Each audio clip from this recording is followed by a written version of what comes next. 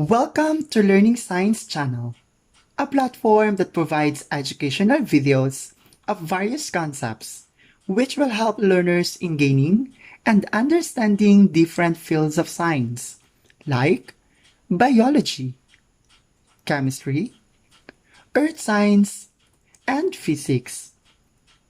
If you are new to our channel, please consider to subscribe and smash the bell button for you to get notified every time we drop a brand new lesson.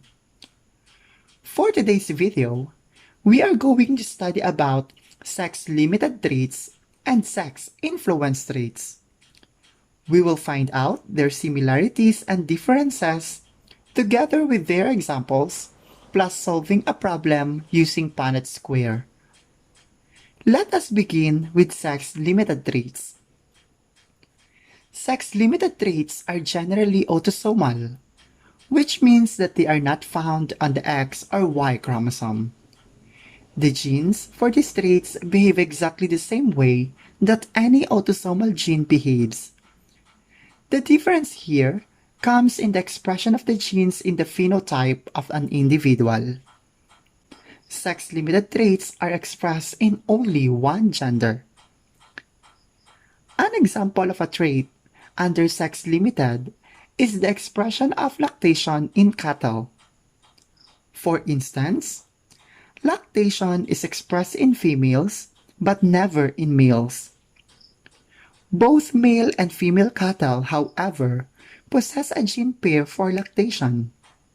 The gene for lactation, capital L, is dominant over a non-lactating gene, small l. Upon looking at this table, it shows the genotypes and phenotypes of the gene for lactation. These genes are carried by both male and females, but it is only expressed in females. Please notice that in female cattle, whenever there is dominant L for at least one gene pair for lactation, then the female produces milk. Unlike in male cattle, it doesn't matter if they possess one or two genes for lactation. They never produce milk. Some other examples of sex-limited traits are horns in a male sheep, wattles and combs in a rooster, and fans of a peacock. So this time, let us talk about sex-influence traits. Sex-influence traits are also autosomal. It means that their genes are not carried on the sex chromosomes. Again, what makes these traits unusual is the way they are expressed phenotypically. In this case, the difference is in the ways the two genders express in the genes. Sex-influence traits are expressed in both sexes, but more frequently in one than in the other sex. One classic example of a sex-influence trait is pattern baldness in humans, though the condition is not restricted to males. Let us study this table. This table shows a pattern of expression for baldness. The behaviors of the product of gene are highly influenced by the hormones in the individual, particularly by the hormone testosterone. All humans have testosterone, but males have much higher levels of these hormones than females do. The result is that in males, the baldness allele behaves like a dominant allele, while in females, it behaves like a recessive allele. Therefore, a female will only be bald if the pair of genes for baldness are both dominant. Let us have a sample cross. Predict the genotypic and phenotypic ratios in the offspring if the mother is bald and the father is not bald. According to the problem, the father is not bald. Therefore, we can represent it as XBYB.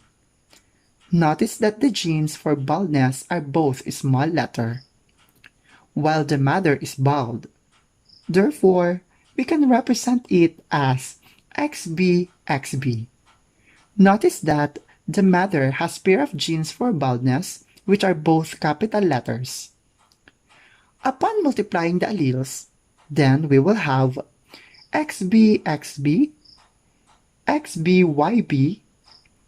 XBXB, and XBYB.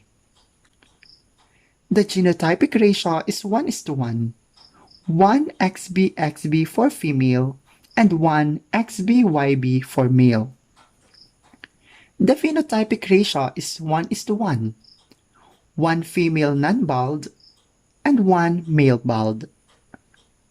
So let us summarize.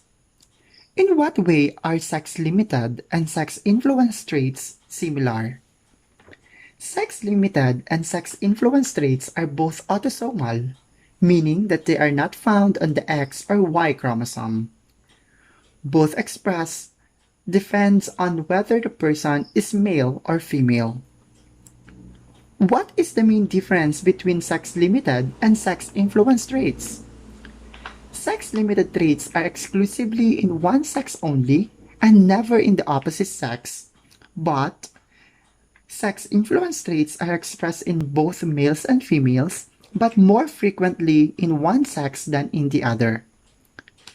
To check your understanding, let us help this man solving his problem. He is confused to which trait do this beard man belong. Is it A, in the sex-limited traits, or letter B, in the sex-influenced trait? Feel free to comment down below your answer and let us find out if it is correct. And that's it with our lesson for today. Hope you learned something on this video. And if you do, please do not forget to subscribe, like, and share this video to others. See you on our next lesson.